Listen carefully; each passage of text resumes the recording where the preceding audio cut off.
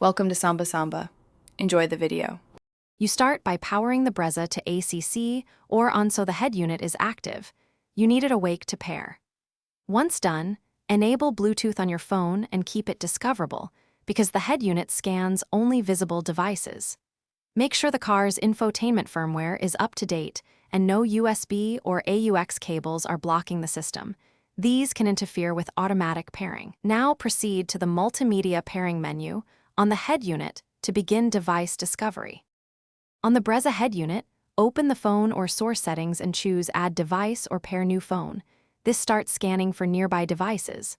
Once your phone appears, select it and the system will display a 4 or 6-digit PIN. Confirm that same PIN on your phone to establish trust. You may be prompted to allow contacts and call history access, grant permissions to use hands-free features.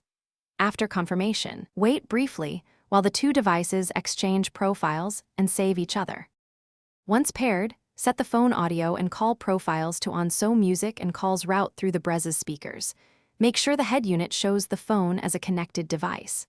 After that, test a call and play a short audio track to verify media and microphone functions. If anything fails, make sure to delete old pairings on both phone and head unit and try again.